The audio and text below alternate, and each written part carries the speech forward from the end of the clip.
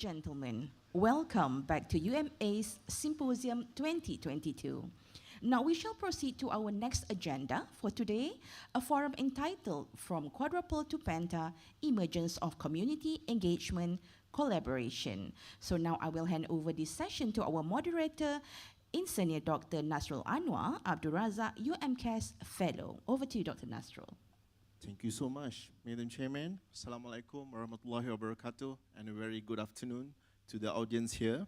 I was told that this forum session as well is currently conducted as a streaming online, which is also live in our YouTube channels as well. So yeah, thank you so much to the audience that we have at the KPPI Main OD, Universiti Malaya.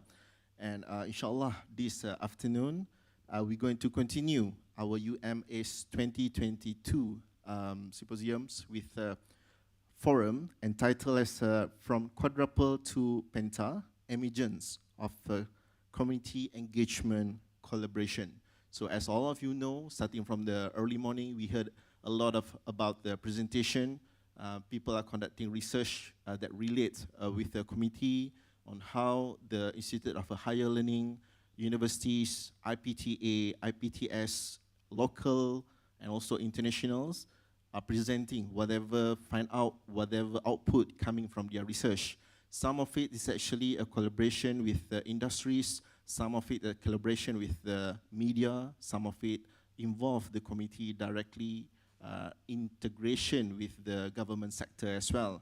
So that's why that brings us together this afternoon to discuss about what actually have shifted coming from the quadruple of research towards the Penta way of conducting a community research collaboration. So today, this afternoon, we have three interesting panel that I want to introduce, all right? So the first one is actually Associate Professor Dr. Amir Nordin, who is actually the Director of UMCAS, Universiti Malaya, all right? So a bit about background for Prof. Amir is actually, he is not just a secretary and also consultant vice secretaries at Universiti Malaya, but then he is actually also the president of a Care Warrior Association. He also the consultant for Emerging Journey Asia EGA Sendian Berhad, and also advises couples of organization, including Malaysia Ministry of Health, WHO, UNICEF, and also some other unit and organization as well. Apart from that as well, he is actively sharing his ideas and knowledge in all mass medias, including the television, radio, newspapers, and is reported to be 1 out of 8 speakers that is talk about the mental health for various organizations and consult cooperation in making their organization mental health friendly. So that is about a bit background for our first panel, which is Associate Professor Dr. Amir Nordin. I hope we have a applause from the audience here. All right, welcome, Prof. Amir. Second in the panel here, we have Madam Shami Zainal. Madam Shami Zainal is actually a Director of Emerging Market Policies and Public Affairs for Pfizer Malaysia, all right? So she's just not cover Pfizer in Malaysia, but as well cover the Brunei and Pakistan, and have a 27 years experience in a pharmaceutical industry, which is make her involved with a lot of policy makers, industries, business. We are talking about the public agency, private institution, policies, advocates, and also the NGOs, all right? And she is as well currently responsible in leading the local longest philanthropy and social impact program that serve underprivileged and marginalized population in Malaysia for the past 24 years. All right, so we have a group of panelists that is expert in their field. So applause for the Madam Shami Zainal. All right, and our last speaker for today, which is Mr. Shamir Hamid. All right, so Mr. Shamir Hamid is the Assistant Vice President of a Marketing and Brand Strategy for Malaysia's most trusted news organization, which is Astro Awani.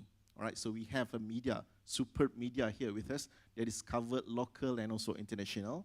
He have 20 years of experience, namely in the media and entertainment, creative consultancy, jewelry, and also a fashion retail. All right.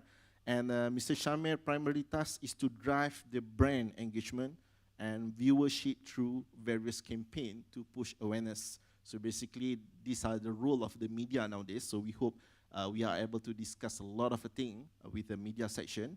And at also of this moment as well, he is the audience and viewership performance analytic, platform-specific content curation, talent awareness, and generally been licensed with the Astro Awani with the different various division, including business unit within the Astro Group, if I'm not mistaken. Yep. So welcome to Mr. Shamir as well.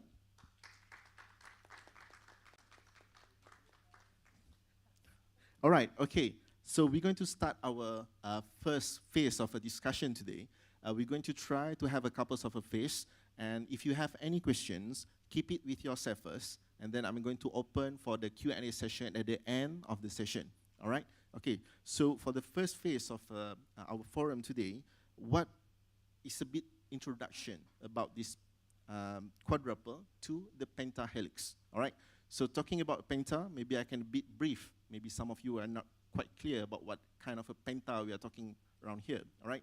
So from engineering perspective, because I'm coming from Faculty of Engineering, all right? So when we talk about Penta, it's talking about the 5 elements, all right? We are talking about the pentagon, the shape is actually 5, all right? So talking about 5, previously, years ago, all right, we, academia, working, some people say we are working in silo when we want to start our career, all right? And then during the second year, they asked us to collaborate with the industries. They come, the element number 2, all right? During the third year, the government had come out with a couple of a grant, all right? So at the university level, we have a lot of a grant available, My Grant System, FRGS, PRGS, Committee Grant, MyC, Unity Grant, and etc. We have My Lab as well. So they ask us to, they provide us with a grant, so they will show up the third element. So now we have us, which is a researcher, Institute of Higher Learning, we have the industries, and then we have the grant provider sector, which is the government. The fourth element will be the committee, where we want to approach and also conduct the activities, all right? Because nowadays the directions out there is actually whatever you are doing, you need to return back to the committee, all right? So that's what wrap up the 4 elements that is make of the quadruple helix. But now we are shifted to pentahelix. There's another element. The 5th element here is actually the media. So nowadays, our future direction will be media. That's conclude 5 different elements. The first one is the government, and then there's Institute of Higher Learning, universities, IPTAs, IPTS, locals, and also international industries. That's why we have Madam Shemi with us today, all right, representing from the industry side. And then we have a committee where we are here. Our conference, our symposium is actually directed to the committee. And the last element will be the media. All right, so we see a lot of nowadays, not just Facebook, Instagram, YouTubers, and etc., the influencer, how they are going to play a role when they are, when we as a university is conducting this kind of a research. All right, so with that, we're going to proceed with the first element here. So yeah, maybe we can start first with Prof. Amir here. So basically when we talk about the pentahelix, all right, like I said just now, university working in silo. So what is actually we as educators, as academia, should understand about this pentahelix from the Institute Higher Learning side, HR side? For example, Universiti Malaya nowadays, from which perspective do this IHL is actually play part towards this pentahelix? What is your opinion? So thank you very much, Dr. Nasrul, for the very kind introduction. And also thank you to you also to share with us a little bit about quadrihelix and pentahelix. And I think what's most important that we forget often again is that when we are working with communities in the past, we often dictate the narrative that we want with the community. But I think those days are gone, where now well, not only do we include the community within the first discussion, but we are actually trying to provide solutions that the community actually wants. Second thing is that when we used to work with industries in the past, it was primarily with the idea of supported funding. And again, now this has changed, whereby we are looking at a more collaborative approach when we are working with industries for two reasons. One is because sometimes they have a big reach. Two is that they can upscale the kind of work that we want to do together with the community. And I think the fourth part that we often forget is that it needs to be sustainable, and this is where the government agencies often come in, because the community issue that is discussed is often going to be sustained by these individuals. Now, where does the media come in? And this is where we discuss now between Quadra Helix, Penta Helix, and where does the university play its part? Well, I think I've always remembered one of our ex-vice chancellors, Dato Rahim, sharing with us that no matter how good you are as a university, if no one knows what you do, you won't get that kind of not only recognition, but the kind of support that you will get from other people. And I think this is where, as we work with communities, trying to get them to uplift their livelihood or to improve in their services, we need to share that news because it allows other communities that are struggling with the same problem to suddenly realize that there is somebody that can help them. It allows the industry partners and the agency partners to suddenly realize that they can contribute. It allows the media to share the news to a wider audience and maybe make a bigger impact of the work. And I think for the universities or the academics, it's really at that point of time to show their contribution back to the society. Because I think often we are mistaken to be just doing research, as you mentioned, alone in silo. You're the expert in your little field. The community does not appreciate what you do, nor does the public, until they can actually see the output that you can assist a certain issue, and of course the outcome that eventually can materialize as a result of that. So I think this is where we have moved in this discussion from the Quadra Helix, the Penta Helix, and I think this is where the universities needs to work with colleagues on this particular issue. All right, thank you, Prof. Hamid. Now, talking about the involvement of a committee is one criteria that is a part of this Penta Helix. The government has come up with one project known as a Unity project. So it is under the cluster of a UMCAS here at Universiti Malaya. So talking about this kind of a thing, Prof. Amin just mentioned on how the university has somehow giving back to the society, all right? But what about the industries nowadays, all right? So we are talking about representative from Madam Shami, which is actually coming from Pfizer. So recently, we're familiar with this kind of a Pfizer, but believe me, Pfizer has actually been in the industry for a long time already, all right? So, and talking about on how the involvement of the industry to the university first, all right?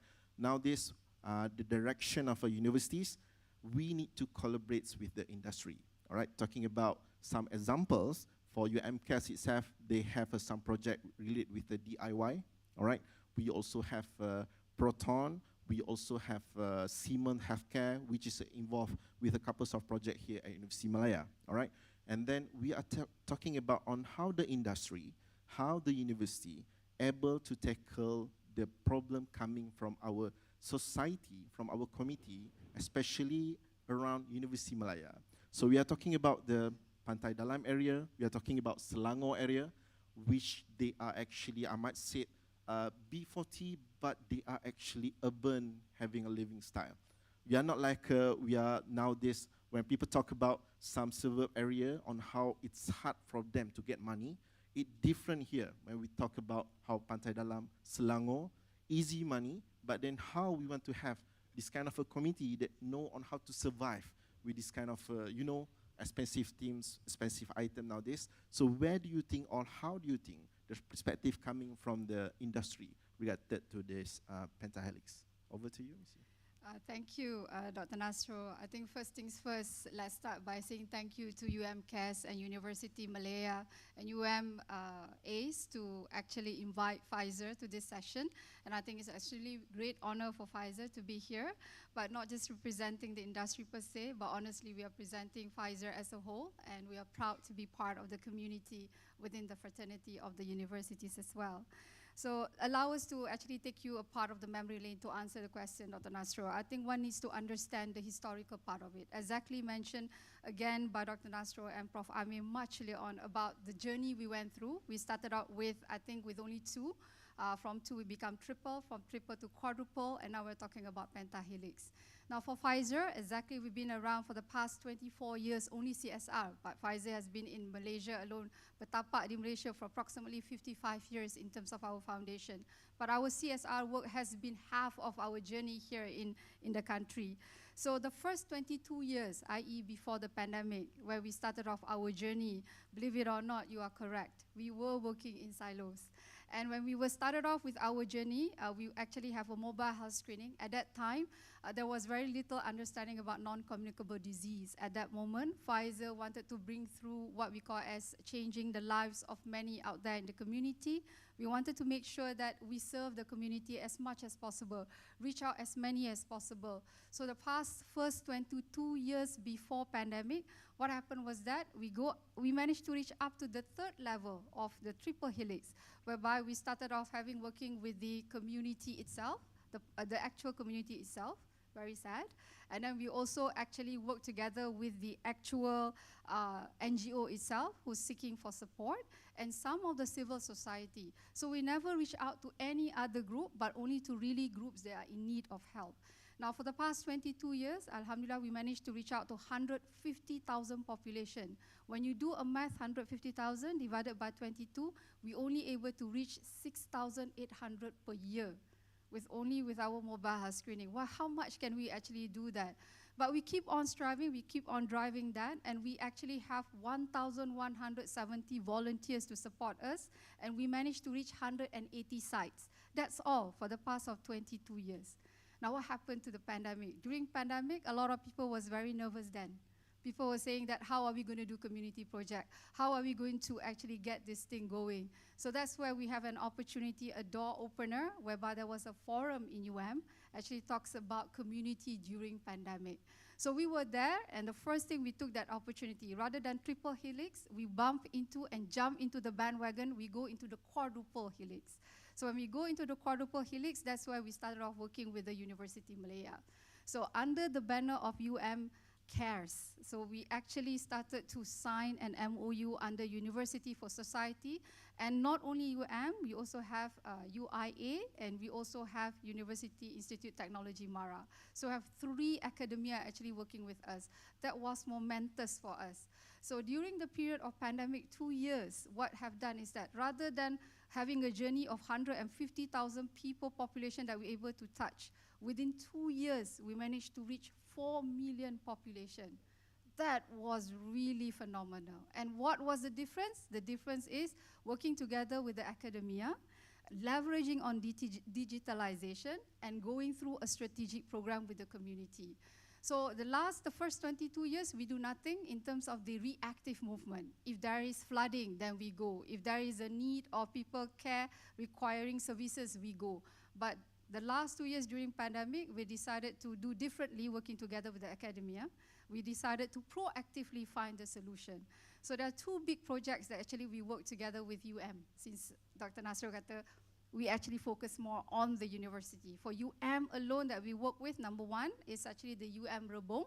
This is actually a very great program whereby we actually work together with the university under the banner of research. Under the Rebong, what we have done is that we support the academia in terms of the learning program that the academia are trying to develop in terms of module, so that we'll be able to reach out to as many B40 who's actually within the urban area, i.e. around Selangor area, to make sure that they should be able to get the understanding about metastatic breast cancer.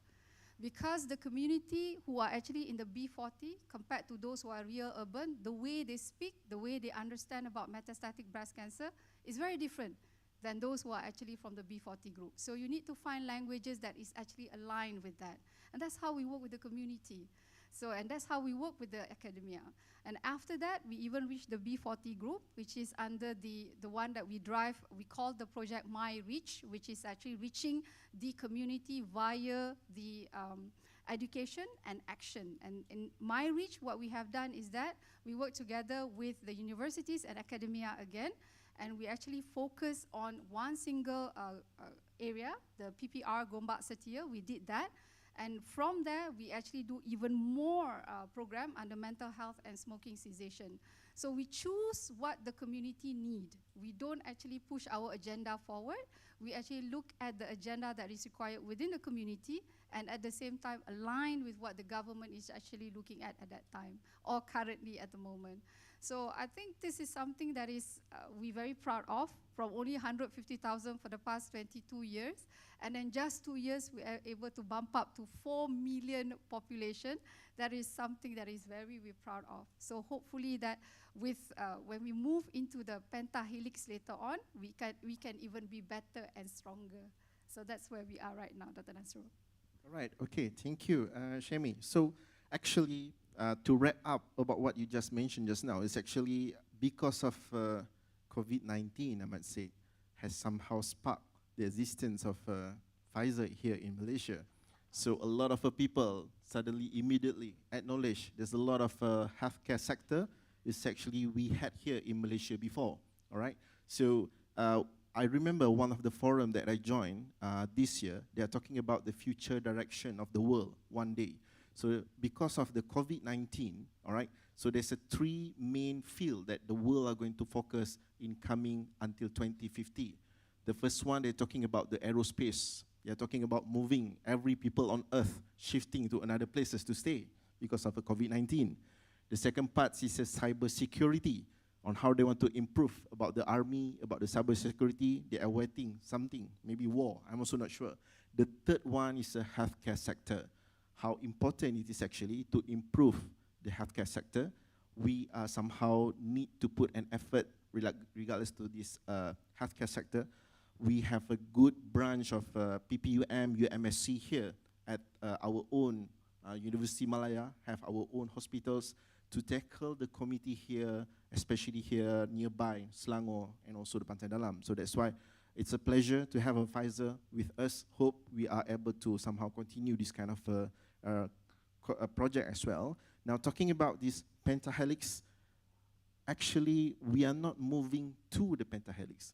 We somehow have this pentahelix, but then we need to have some spark, some point to make sure that we know that all of the 5 elements are there, all right? So talking about nowadays generation, whatever they are doing directly from the committee to the media, from the media directly to the committee, all right? So recent news, for example, is about the landslide in Batangkali. So from the media, immediately to the committee. And then they will somehow interview a panel from the universities. And then from there, government will alert that there's something need to be done. We need to somehow provide some amount of a budget so that the researcher, the industry, going to help to improve the landslide situation. So this is actually the 5 elements. They are there, but how to put them together with us, all right? That might relate with our third panel, which is Mr. Shamir. So talking about social media nowadays, all right? Facebook, Instagram, YouTuber, influencer, our student as well here at Universiti Malaya, they are much more famous than we as a lecturer, all right? So media nowadays also tendency to invite them rather than invite experts to give talk in the social media, I might say, interviewing them rather than the experts at the university. So how do you see actually the social media should play their role in terms of this pentahelix? Over to you. Thank you. Assalamualaikum, everyone. Thank you, Dr. Nas and UMCAS for having media on the panel. I'm hearing a lot of things and wonderful things. And first and foremost, it's good to be added into the equation. After being the quadra helix, now we have penta helix. Itu pun kalau tengok dia punya diagram tu is like selit masuk lah dalam media tu. But moving forward, I think it would be great to have a synergy, a collaboration that is a bit more etched in everyone's minds at all times, to include the 5 elements that is being talked about. I'm hearing a few things, and in my head right now, I'm thinking awareness, impact that was just touched by Shami, and all of this is best narrated through media. I think media brings the narrative so that people understand the hard work that is being put by each and every one in each element of what we're discussing, be it the government, academia, industries, and communities themselves. Going back to the question that was posed by Dr. Nas, in terms of social media, we are in a very tricky situation because of how diluted media is. So media in the yesteryears was one focal point, which was television or radio. Nowadays, we see it broken down into many different platforms. We have got your Facebook audience, you've got your YouTube audience, your Twitter audience, and not to forget your TikTok audience, right? And all of these, what it creates is segregation of audience, it's segregation of communities, depending on their behavior, depending on their consumption habits. That is something that media, especially news, is fighting with every day. And one thing that stands, and we feel that should stand above everything, is trust. And that's why we really bank on credibility. Because in the end of the day, Alhamdulillah, Astro Awani has been 5 years recognized by the Reuters News Digital Report as the most trusted brand in Malaysia. And I think that comes with our ethos, which is to always be constructive, balanced, and impartial in whatever that we report. By doing so, we gain the trust of people, and we have become the validation point. Because there's a lot of noise. Let's face it, there's a lot of noise. How do we cut through the noise? By having an organization that is trusted. And when you have that credibility, the stories that you say is carried and is reached out to all the different communities.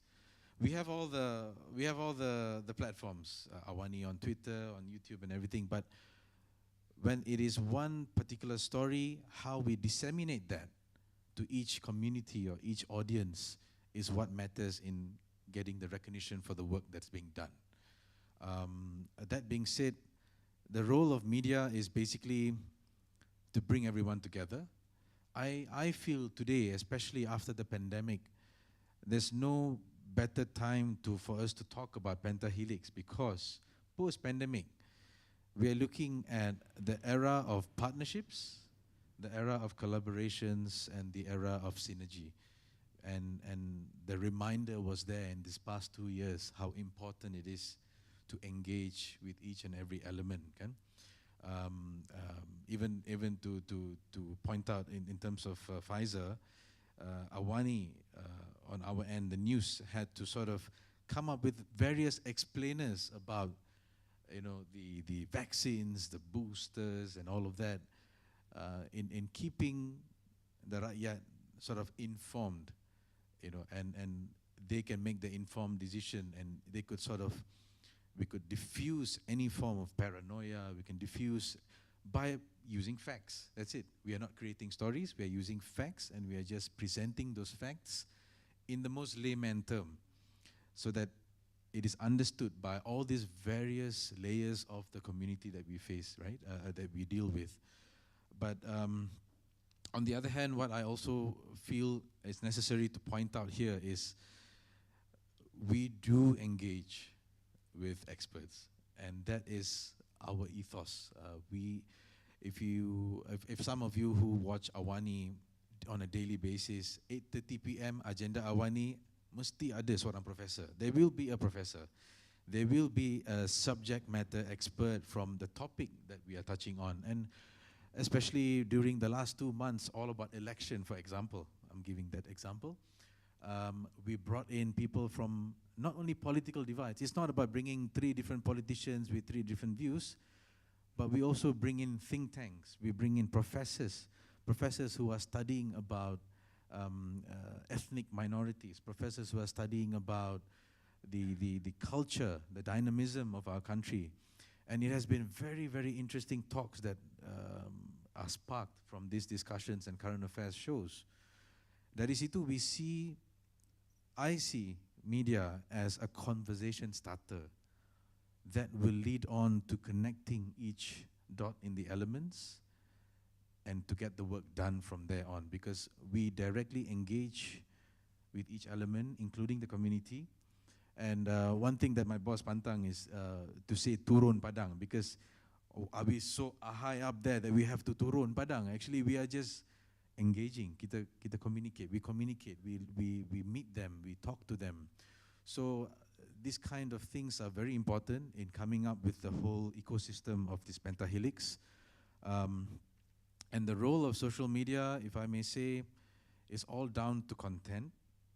Because you may have the same content parked in each platform of social media. One thing that I would like to point out as well is that there's social media is always looked at as in a negative image, right? Too much noise. People who are non-experts pun have a voice there. But I think that's the role of media, to give voice to everyone. That's one thing. But media, when I was looking at my notes, media, and you add a couple of other words, it becomes mediator. So we mediate. We bring people together, we spark conversations, we have these important conversations that will lead to action. And how does it lead to action? You are talking about it now, which is pentahelix. So that's how I see the role of media is, because I think it's a lot more important to have that trust in what we are talking about, and media playing that role to sort of engage and synergize and then give the narrative that recognize the work that you're doing. Yeah. All right, thank you. Shamir, so basically what I'm understanding is that media, although it's a new element inside this unity, you are saying just now media just popping like that in our diagram, but basically media play the most important role here. Because the problem, the situation will come from the media, and then at the end of the day, the media who are going to report it back to the society.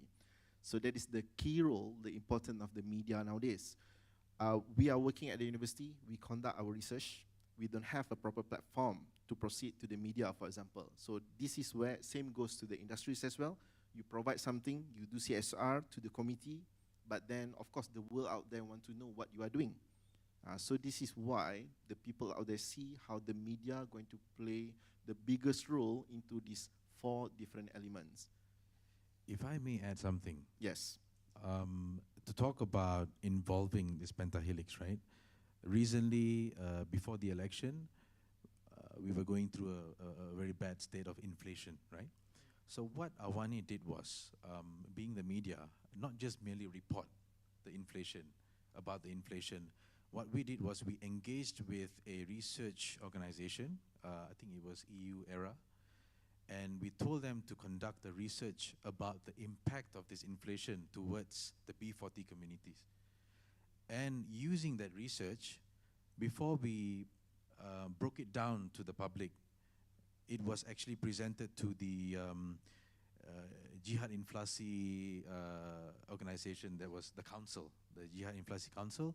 And after that, what we did was, using our strength, we actually went to Taman Muhibah, PPR, and we broadcasted live the entire day from there. And we used beautiful graphics.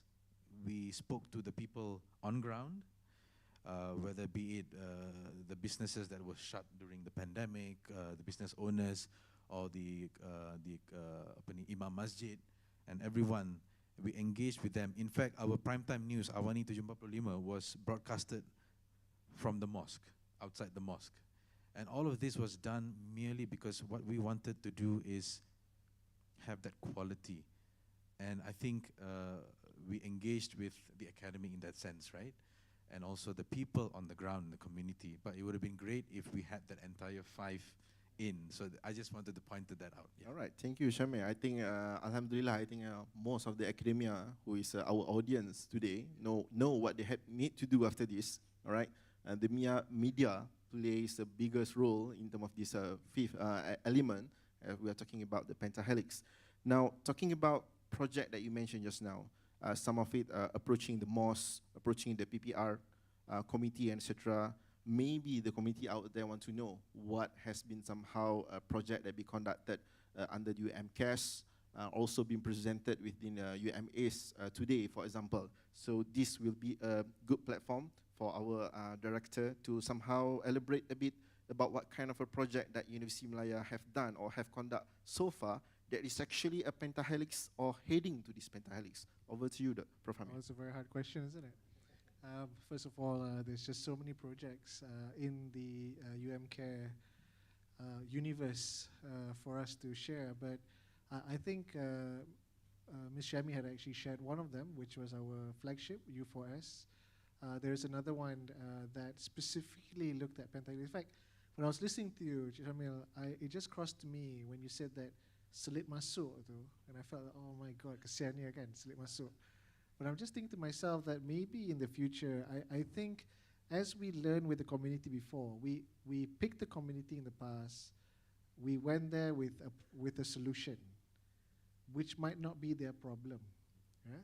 Similarly, when we approached the pentahelix, and even when I was listening to Datuk Syaril this morning talking about the pentahelix and reflecting on what you just mentioned just now, I think maybe we're approaching the pentahelix a little bit not in the best way that we should. Because again, we are doing the same mistake that we did with the community. We have decided on an activity and then we call you on board. I think the pentahelix in its philosophy should be at the very beginning that we find the community, or we talk to the community that has a problem. As academics, as Dr. Nasrul had mentioned, we provide a solution. We know we can't do it alone, so we call the industry on board. At the same time, we know that we want something that's sustainable. But we don't call the media after all of this has been discussed. I think we need to reach out to them even after we talk to the community and ask, hey, have you seen the same problem happening in other communities? And if we provide this solution, what do you think about it? And I think that time, not only, as you mentioned, I think one part of the media, working with the media in other ways. I don't belong to Astrawani yet, yeah, but I've worked with them. Sometimes it's not about sharing the story, it's about creating the whole narrative. And I think maybe that's what we should be doing, right? We should be saying that this is an issue, what do you think about it? And you say, hey, we've seen this in a number of other news. So what can we do to really solve this problem on a national level? So when people like Shami comes on board, it's not just a story of one area, it's a story of one area that will be able to be transferred across. So if you're looking into this type of narrative, the closest that we have in UMCAS at this point of time is going to be the DIY project that Dr. Masro had mentioned just now. So it was an issue where the industry came to us in the past and they wanted something to be done. And then we identified an issue with the education system, and we approached the education system on behalf of the industry, and we worked together as the mediator by providing some solutions that the education industry felt there was a problem, supported by the DIY, and the community were the children in the schools that were not getting the opportunity that was identified by the agency. And more lately, we're getting a bit more coverage from the news about this issue, because now they're not talking about STEM, but STEAM, where arts gets involved. And we know now from at least the graduate employability sector, it's just not about paper qualifications, it's about skills. And I think this particular project allows us to have all components in the pentahelix. And I think when I think about it, this might be that program that's closest. Now, another latest program that's led by Dr. Noraini and her team, looking at unity, was mentioned just now. in a community, Lebah Pantai particularly. In this particular project, unlike like the one what Shami had mentioned, where she did not mention media, because we did not include them in the U4S program per se. They were an afterthought. Kalau dapat kan masa tu, because that was not the philosophy kan. We wanted them on, tapi kita more towards some government agency thing. But for the Unity one, from the very beginning, from the project that was just recently launched, they had a huge host of media involvement because they were called in early. Cuma, I think, again, we made the mistake that I shared with you just now, that bila kita dah buat project tu, then we called them in. Maybe we could have approached one of them and say, hey, look, this is a really serious issue. This issue is an issue that everybody is struggling from. Ask their opinion, and maybe together with them, curate and narrate a story that will be more generalizable, and hopefully the solutions that we provide might be able to reach more people. Bolehlah kita sampai impact, Syami kan, lebih daripada 4 juta tu. I pun dengar macam, alamak, I nak tanya my team kat sini, do we reach that kind of impact? I dah tak sure. But definitely that might be the way to go, because sepatutnya the Penta Helix, working collaboratively means that you work at the very beginning together. You don't impose your worldview to other people. You actually try to get them on board with you at the very beginning, just like we did with the community that we knew was a mistake. In fact, I agree myself, even as a director, the first few projects that we approved are ones that we thought it was a great idea. We went there and we did whatever we felt was the best thing, but it was not sustainable because that's not what the community wants. And I think lately the project with U4S and the one that Dr. Norina is doing at Unity is a different way. It's a reverse. So they went to the community, looked at their problems, and then called upon academics to support the issue that they found together with the relevant stakeholders. And I think that might be the way forward, I think, in our discussion on Penta Helix. Boleh kita write another paper ni, Dr. Nasrul? All right, thank you, Rafamir. All right, now there is couples of examples project that we have here under UMCAS, DIY, Pfizer itself, all right? Of course, we have a lot of industry involvement in terms of our research, our teaching, and also using our facilities, and etc., all right? But some of researchers here would like to know as well. We are talking about on how to approach the industry, who should start first. Are you waiting for us to approach us, all right? Or you the one that going to approach to the expert here? Because we are talking about couples of project that we've been dealing, MOA, MOU, letter of intent to discuss, etc. And kind of agree that a lot of things somehow need urgent matters, all right? And we are thinking about either some of the industries have ample time to discuss further with the academia, and the industries as well might have a R&D development, R&D team to discuss further with the academia. So where do you see this kind of a platform should go? Who should start first from your point of view from the industry side? And for us, of course, we are having some kind of a project. We approach the committee and it asks us to somehow collaborate with the industries. And then we are thinking about couples of industries. But sometimes we also have a hiccup. If you want to approach this kind of an industry, will they have a time to talk about this kind of things? So what could be the best philosophy, what could be the best method essentially for the academia and also for the industries to work together?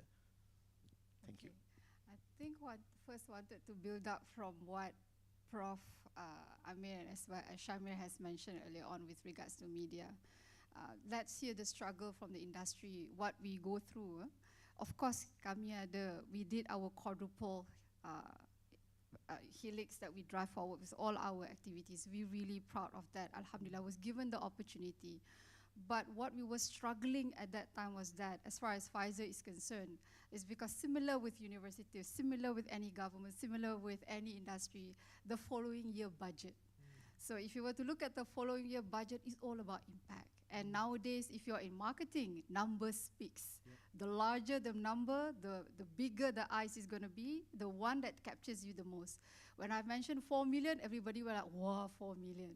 So that is exactly what any program that we are actually looking at. We wanted to have the numbers in order for us to drive the next year activity and budget for the following year. We were struggling to really get the details out of it from the 4 million. For example, we were trying to get the impressions of it. So obviously social media, we have TikTok, Facebook, YouTube, so many platforms that we have, and we wanted to collate all those numbers. Those numbers was not easy to be collated. It was very tough. And then when we wanted to put our narrate forward, our storyboard forward, we always leveraged on international platform. As a result, again, instead of Pfizer Malaysia working together with Universiti Malaya, you're working together with the community, working together with the U4S or UMCAS. It's not being known locally, but all being known internationally. So believe it or not, some of our work in with UMCAS is actually being published quite big in some of the American chambers of commerce, being seen, is being published, and also it's also being published in US Asian Business Council, and of course, definitely quite recently in the Belgium-Luxembourg Business Council, the work that we have done. Again, we try to find platform that is very easy for us to really publish it without, with minimal cost at the end of the day, because once you use the media, it's always been a cost that actually tag along with it. So that's the reason why one needs to understand also the struggle that we go through. Of course, we have the quadruple. Of course, we have the impact. Of course, we have the numbers. But we also need to make sure our story is being told locally so that people actually know that you got to work together as a industry, as a community, NGOs, and if you are involved with a certain society like patient advocacy, work with the patient advocacy, with the academia to get this happen, and soon seeps in the media. So I think these are the most important thing that we need to actually go through as we journey forward, which is really critical, so that you understand what is the struggle of each of the stakeholders. So the stakeholders do have their struggles, because they still do need to get funding. So numbers, impact are very important. Now going back to answer Dr. Nasro's question again. So if you were to look at from the academia point of view, today is a very excellent learning day for me personally, because I've always been in the industry where it is actually pharmaceutical, healthcare industry, that hopefully will not send people to the moon, but definitely we are in the industry that we are very close to many of the experts fraternity within this aspect. And obviously when you talk about health, it's very easy. The community can resonate with you very fast. So to come up with a proposition from both the academia with the industry, especially pharmaceutical, is fairly easy, because both can come into a common solution where we want to achieve and what we want to do. But one needs to take one step forward, and you can just not just say, oh, we align our objective and see what we can do. It doesn't work that way. I think one needs to also look at what is the goal of each of the organization. Pfizer have a different big goal. So our hope is that when the academia wanted to work together with us, and we vice versa, I think what is very important is that we both need to understand each other's goals. What is the objective we want to achieve, what community we want to strive, and what we want to do. Because you believe it or not, it doesn't have to be Pfizer, it can be other DIY. It's very different. You click to their website, you click to Astro Awani, you will see each of the goals are different. I think that is the basic standard one needs to do. So I think if as long as you align your goals, however you want to reach, whether you want to reach the organization or the organization reach the academia, I think it can be done quite easily, as long as you actually have the objectives in mind that is very clear, impacting the community. I think the second one is the community itself. You are correct, Dr. Nasro. And Prof. Amir was really spot on. When we were working together, we know which are the community that in need of help. And we know that the community is by default is a resilient, exemplary community. But we need their voices so that they can bounce it off to the public. So that's very critical. The second one is to choose which is the right community you want to work with. So that actually resonates, for example. So I just want to highlight with the Rebung, for example, the one that looks into the metastatic breast cancer. The real aspect that actually attracts us for Pfizer to work in that aspect and in that perspective is because the thinking thoughts that we're going to work together with the underprivileged and underserved. and they are women, and they come from B40 group. They are not getting all this information. Their language are just different. That really resonates to our organization. So that is the most important thing that we need to actually to work with. And then when we work with the UMCAS for the PPR Gombak Setia, we wanted to build the resilience of the organization under University for Society. That was amazing because it's not just about healthcare, it's not just mental health, it's not just about looking at how we keep them going, but giving them skills to support them. And that's why we work with other university, which was amazing because usually university academia ada a lot of walls to work across university. But through University for Society, we break down the walls and we work together. It was amazing because each of the university have their own respective work. And I think last but not least, what I love about working together, we love about Pfizer working together with UMCAS was that we were given the opportunity to build our KPIs together. That is very important because we both need KPIs. But how do we get that going? Which is really important. So build the KPIs together. And I think that will actually help us and help you, academia, to actually to build a strong narrative, which then we will pass it on to the media to find it what would be the best. And then, of course, getting the funding to support that project. So I think this is, I just want to say three things. Know the organization, align the objectives between both organizations, find the right community that can actually bounce back and have a very strong KPI that both actually benefit from. So I think that's the three things I wanted to say. All right, I hope that thank makes you. sense. Choosing the right committee is another criteria here, all right? Now we're talking about the committee. The industry have their platform to inform others what they are doing. The academia have their platform to build up their expertise and also inform others, all right? But the key point here is that the committee, how the committee are able to approach another four elements.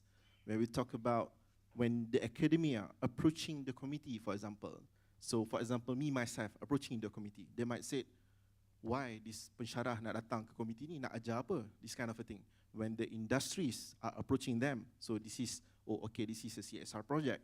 So what could be the best platform for this committee to inform that they need help? They need something coming from the experts, coming from the industry, which is, I believe, this is the key role of the media.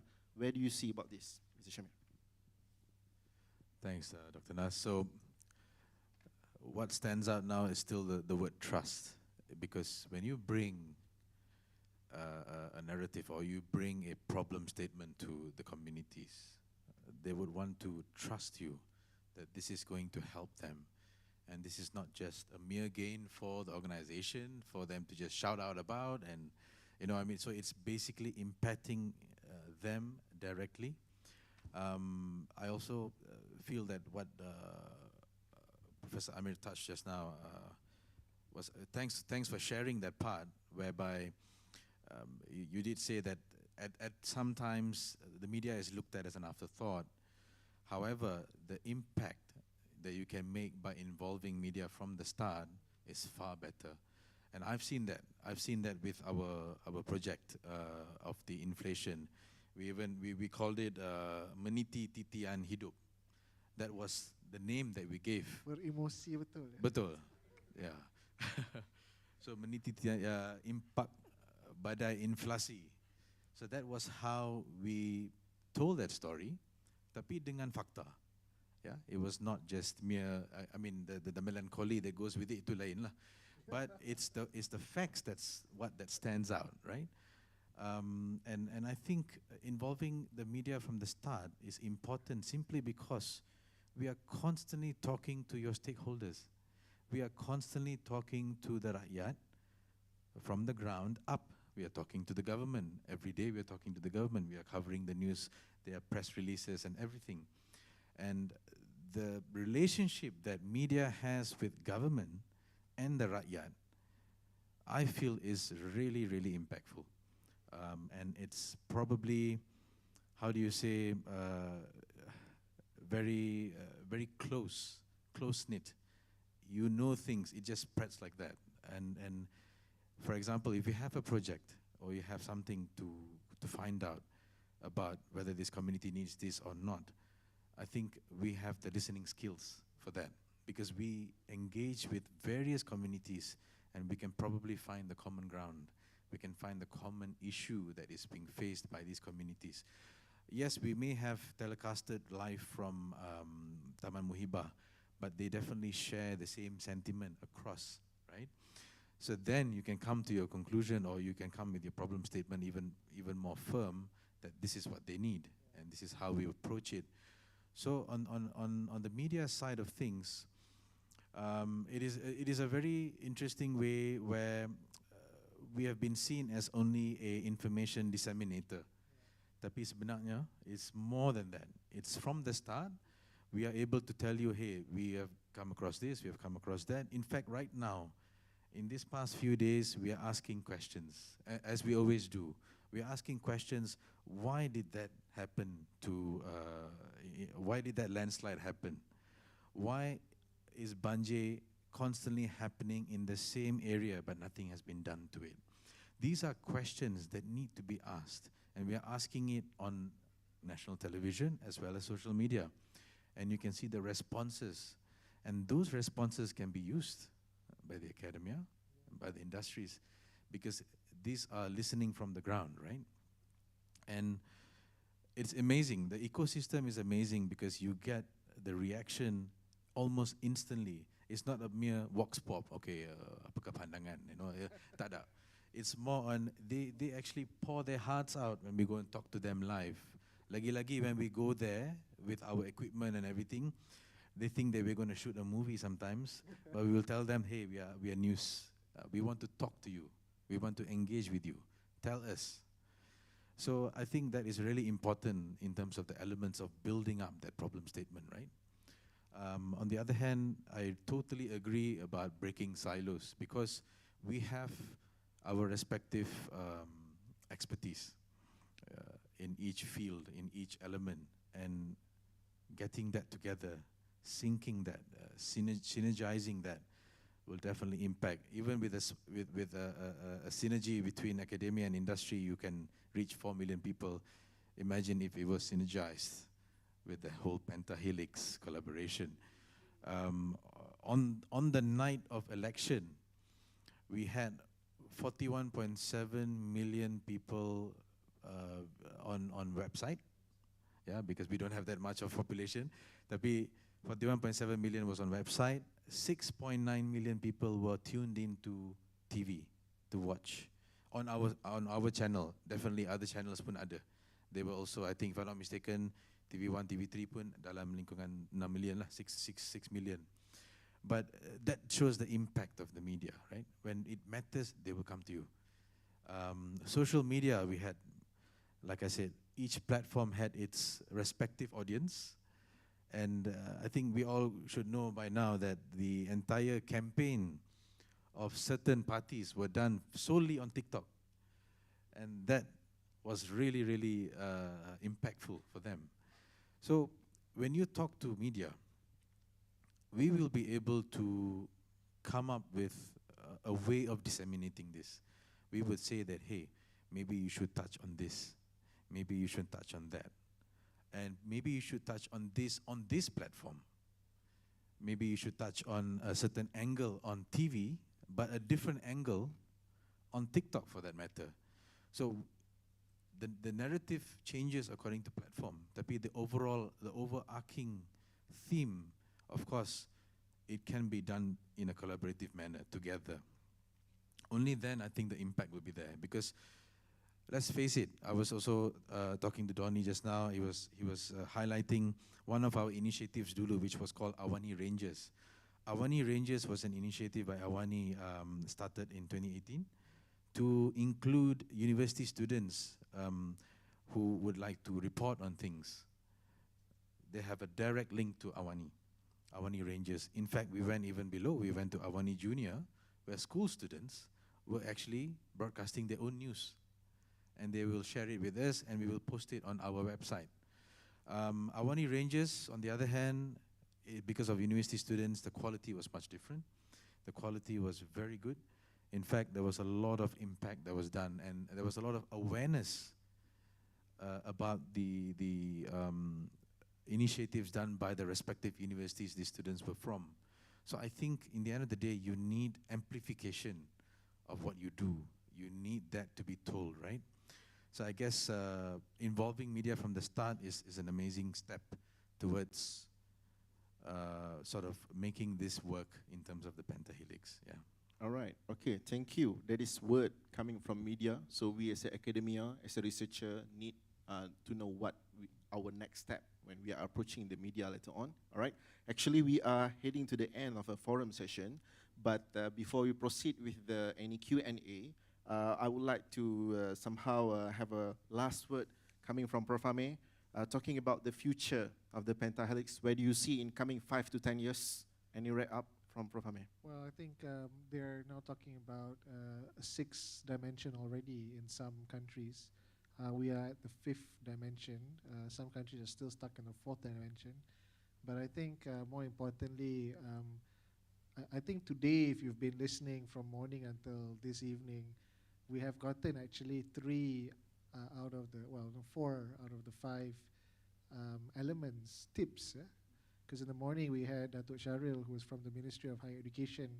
And if you listen to his talk just now, there are lots of tips of how to get grants and how you can actually work with them to be able to be successful. I think Shami gave some advice just now. Shami also gave some advice just now. So on our side in the university, it's really about making sure that you are prominent and involved in these kind of local conferences so that people like us in the central group can actually identify you, and when there's an issue at hand, we'll be able to push you forward. The second one is that just a little bit of a tips for our side in terms of making it successful is that when we have grants coming out, and this is a mistake that I made myself as a researcher, I never applied for a UMCARES grant. And my whole team never applied for a UMCARES grant.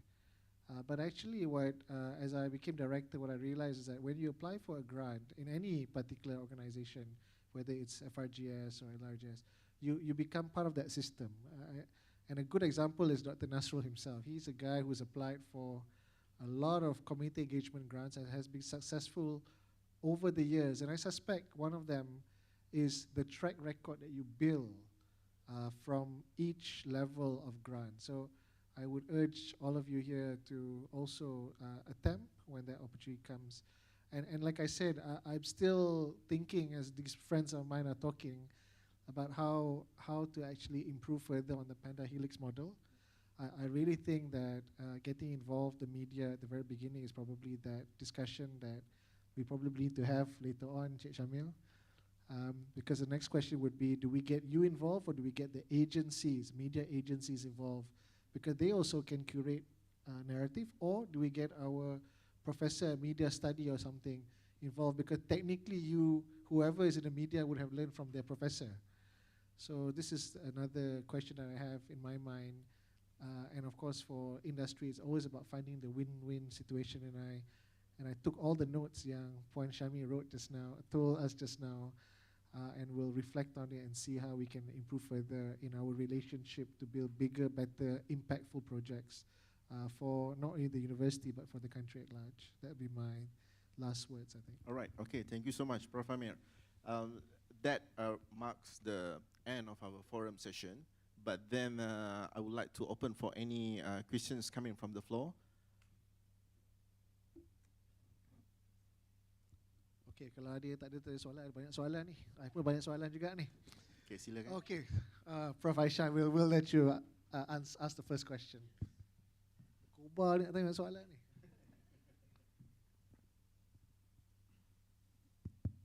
Okay, Assalamualaikum. Thank you for the very enlightening forum. My question is really the term itself, Penta Helix. You know, it sounds very. In fact, I think thank you for putting up as your title for this year's UMA's conference, because I think a lot of us don't even know the term. And when looking into the term, it becomes a little bit cloudy in a sense that what is the fifth element? So maybe a bit of comment about what is the fifth element, because from what I understand, it could be the media, right?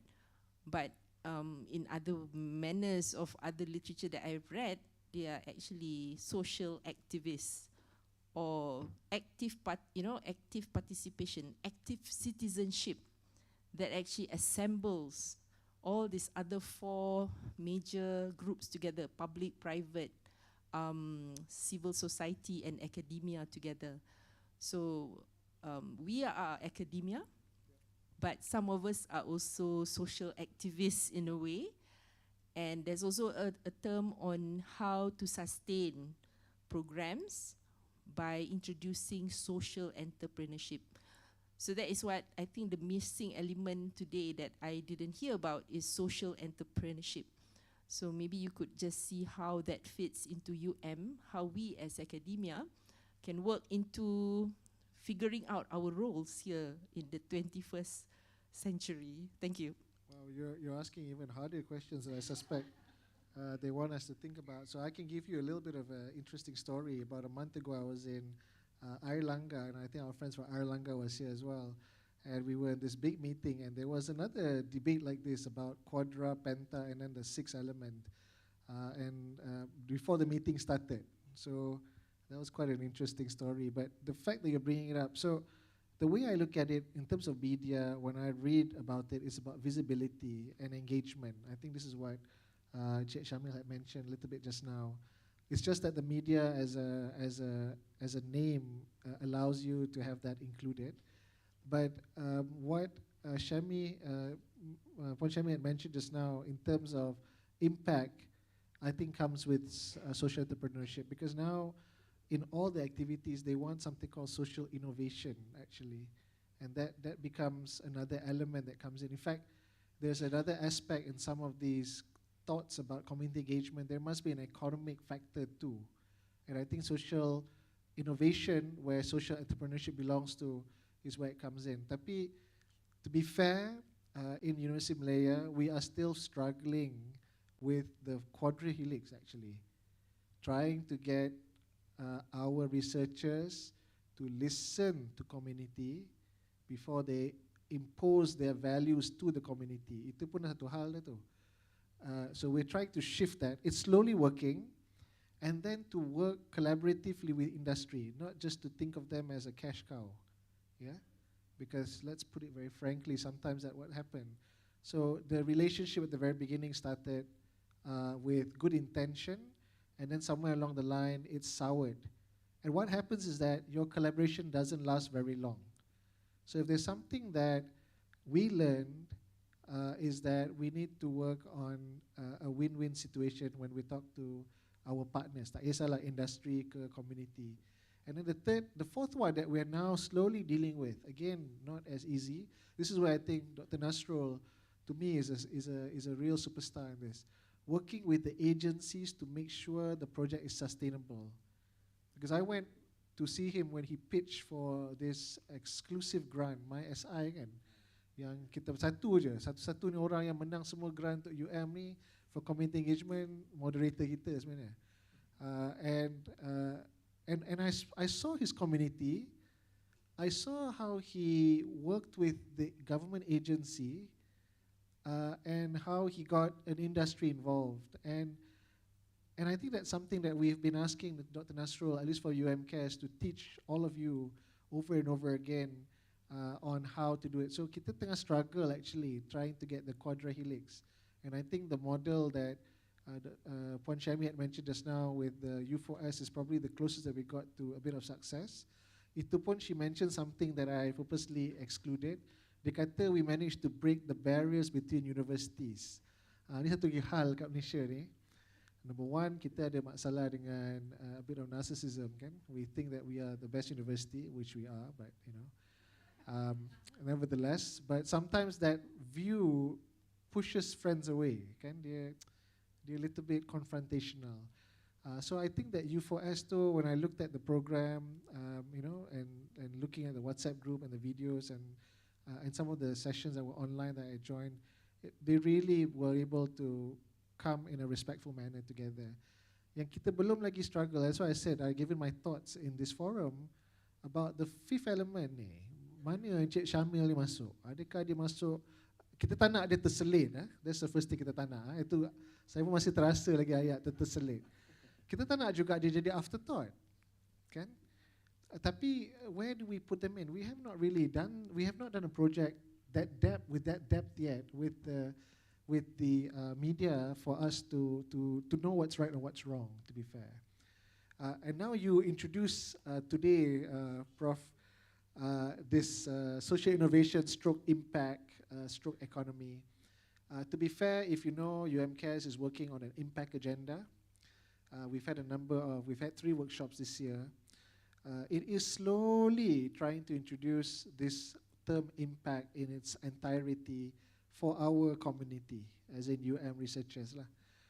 And we hope that later, as Puan Syami had already, dia macam dah predict the future.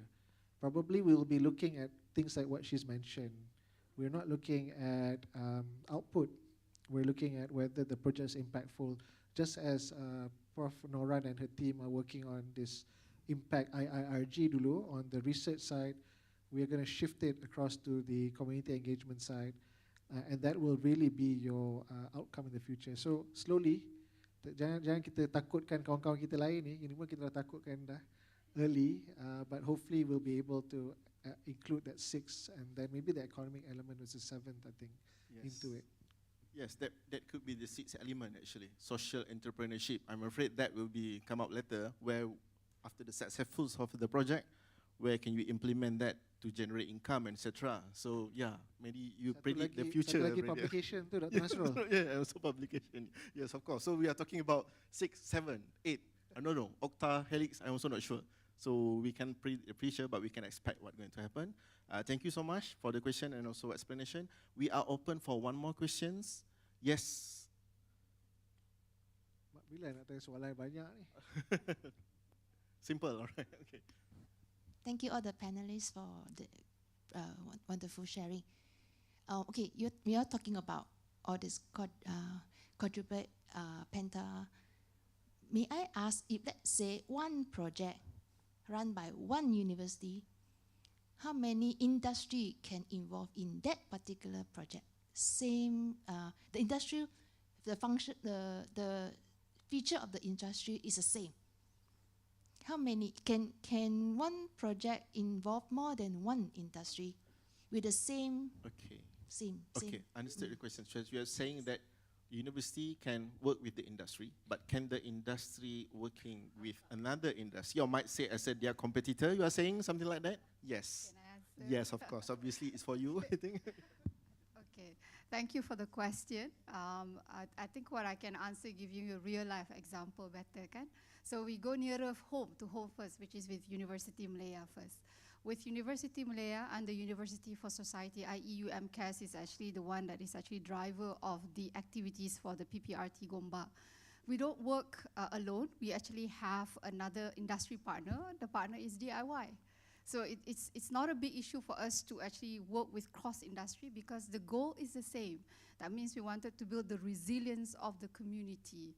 So we're fine with that. So the other partner that we work with, even though it is actually considered government agencies, it's actually the BKL. We're fine with that, as long as we reach the common goal, because everybody wants to actually produce a community that is resilient. Now, it depends on the maturity of the organization again. Some organization probably their CSR project or their ESG project now have changed from CSR to ESG nowadays, probably have evolved now. So if you're talking about the ESG concept of it for a certain organization, what I can say for Pfizer, we are allowed to work with multiple industry to build the community resilience. In fact, what we're looking for is something that has a very clear KPI that can actually show an impact to the community, and we are allowed to actually to upload those information for the purpose of UN SDG report. It is required for that particular organization. If not, the following year, you want to request for additional fund, it's going to be very challenging.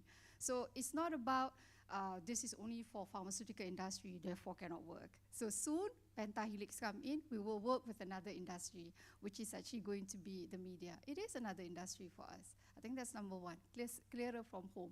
Slightly further away, where we work with the government of Malaysia, in particular with Ministry of Health and the MQuIT, for the purpose of GEGA, the GEG, Generation Endgame. So within the community, there are 16 organizations that actually signed an MOU to work to collaborate for the next 2 years to drive anti-smoking cessation. We have the same partner with us in the same industry. In fact, 3 of them were fine. Why? Because we wanted to change the community, drive the nation differently, and achieve 2030 of smoke-free nation, including those who are non-smoking through smoke and also vape.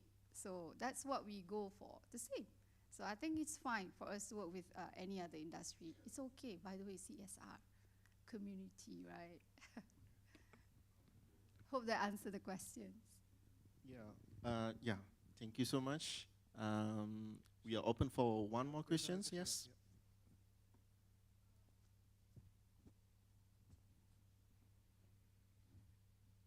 Tak sempat lah tanya soalan ni Dr. Nasrul. Okay, thank you, moderator and panelists, about these very interesting topics. Allow me to speak in Malay. You can answer in English. Silakan. If you don't mind, okay? Okay, actually, I'm one of the... sorry. Aduh. Okay, saya adalah salah seorang daripada pemenang untuk satu projek yang ada mungkin ada collaboration lah between ISRO and UMCAS pasal mengenai pertandingan antara 3 universiti, UNIMAS, UMS and under projek Kasih Alam, if I'm not mistaken. Kasih Alam. ISRO Kasih, sorry. That's my team work. Ni lah.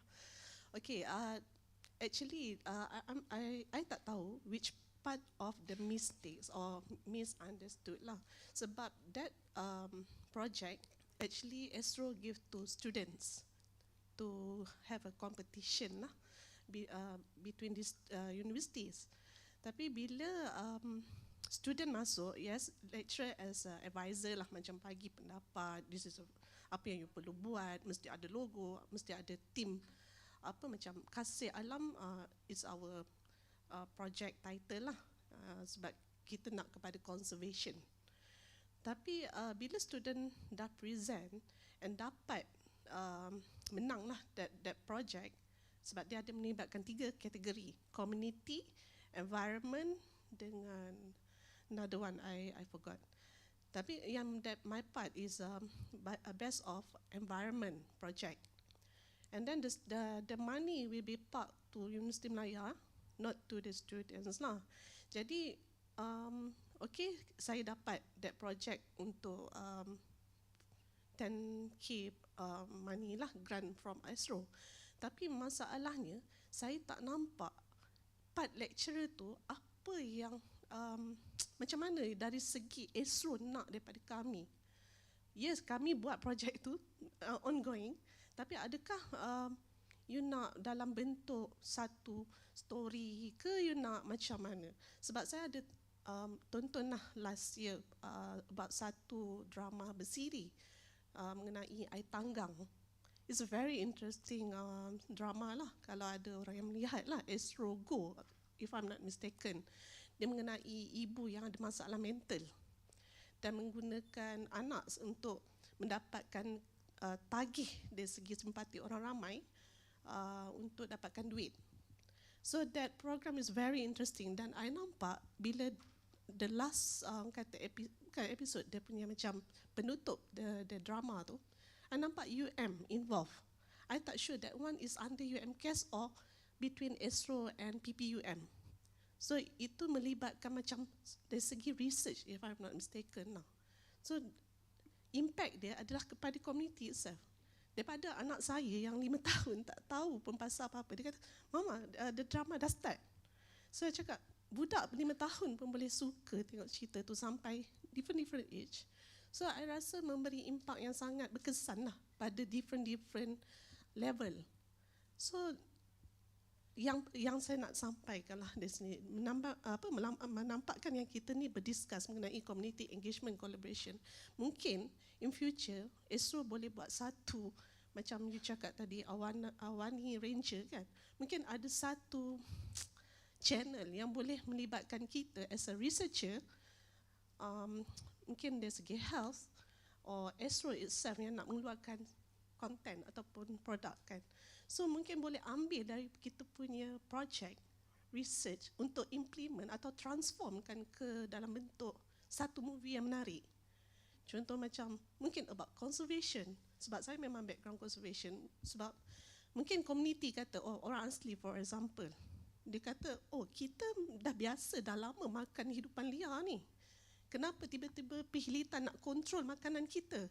So mungkin dari situ boleh ada satu story yang melibatkan research. Saya membuat research yang boleh melibatkan orang asli, the community itself, the environment and also our research and link together with Astro untuk hasilkan satu drama ataupun movie whatever yang you rasa mungkin menarik untuk hasilkan like this for macam focus channel lah untuk research. This is my suggestion or idea lah. Alright. Thank you. Okay, thank you. Yeah, I think Saya pelakon itu. pelakon. Perlu ada pelakon utama, pelakon tak utama lah macam tu No, untuk make sure the it's air good. tanggang tu is memang the. Yeah, I do. But I can answer a little bit. So, with regards to the that project with the mental health one, it was with Cares actually, where a number of us participated in it as experts to explain the drama itself because it was quite complicated in terms of its psychological nuances. We have another one that is now in collaboration dengan lecturer di API. It's an Islamic program where we have a number of, I think, colleagues in the API that's working with them. However, in terms of that competition too, we probably have to have a different discussion on that. Tapi moving forward, this is what we have been talking to, not Astro Awani, but Astro, about collaborations in the future with regards to some of our ideas. And I think, although your idea is very valid and I think very interesting, but sometimes in terms of the commercial aspect, not only Astro but other filmmakers, I think that's where some of the limitations are. Tetapi again, from experience, if you are well known in your field, even these producers will come and approach you for your expert opinion about making the story as real as possible. So for myself personally, I'm involved with I think 3 shows already in terms of explaining. So boleh, yeah, boleh. Tetapi if you're discussing about from the role yang kita bincang hari ni, Penta Helix ni, dia dah lebih besar daripada individu tu. Dia dah organisasi actually. And I think this is where our discussion is this evening lah. I don't know whether Cik Syamil wants to share anything or add anything on, but I think that's how I understand it. Yeah, I think memang tak ada halangan lah untuk this kind of approach to be done because it really depends on the topic and the subject. We are always open to listen and I can speak on behalf of Astro Awani in terms of us being very fluid in coming up with documentaries, investigative journalism, and also solution-driven journalism, as what we spoke about. So there is no barriers lah. Kalau nak approach, we are all ears to listen. I just thought of touching a little bit about the first question too. The pentahelix, where is the social impact tu kan? Yes. I was wondering, the main subject is interchangeable, whether it is communities or economy and all that. But the 5 elements should have social impact instead of community, for example, because the subject is the community, right? So these 5, I mean, that's my thinking lah. So I'm just trying to validate that. If you want to make it even scarier, tadi Puan Syami had mentioned something that you might have heard tapi you ignore. It starts with just 3 acronyms, kan? ESG. I think this is going to be the new currency. You know, ni Prof Aisyah saja ni jadi batu roncatan, is it? Ronson. But I think this is really I mean, if you have not heard of this thing called ESG, what was it stand for? Economy, sustainable and governance. Environment, yeah. Social and governance. And governance. You really need to have read a little bit about it. It is going to be a new currency. In fact, it is part of the social innovation ecosystem where impact belongs.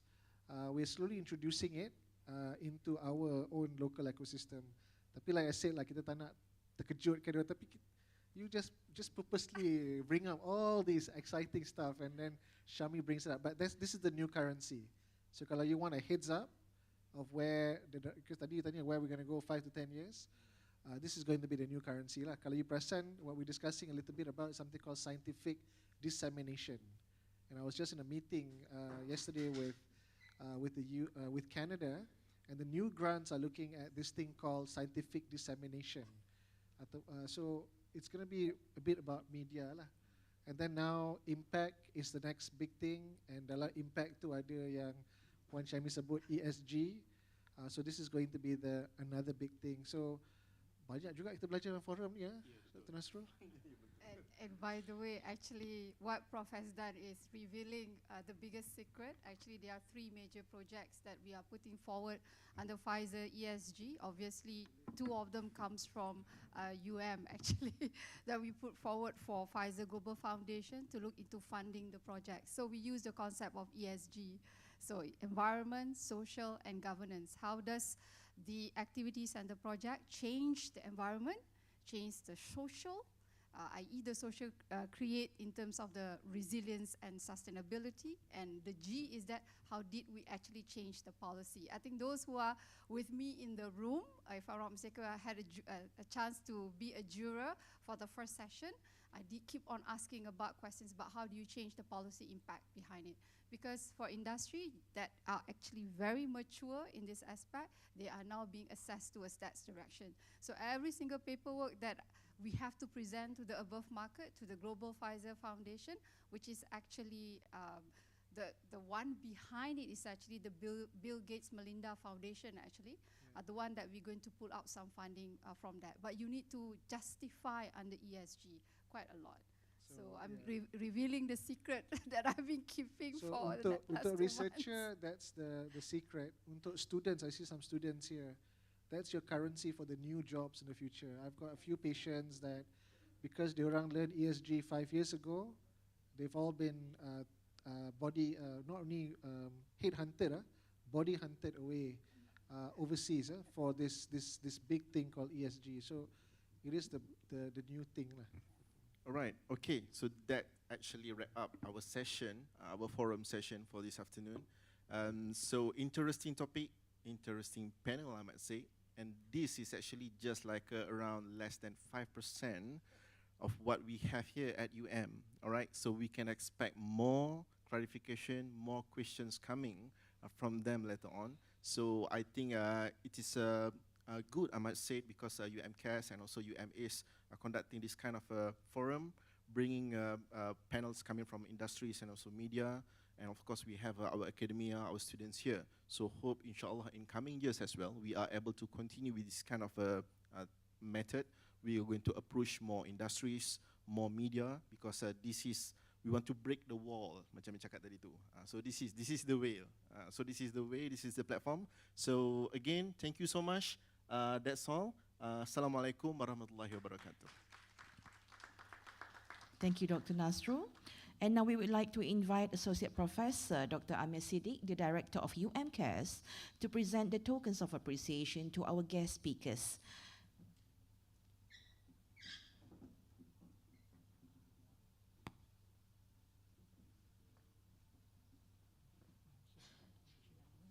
Yeah. Okay.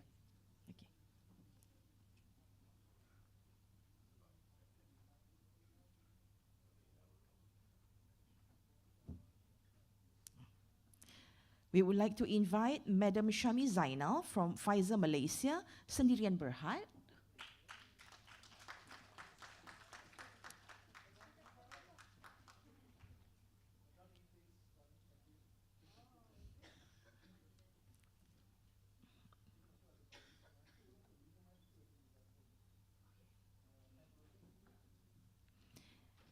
And Mr. Shamir Hamid from Astro Awani.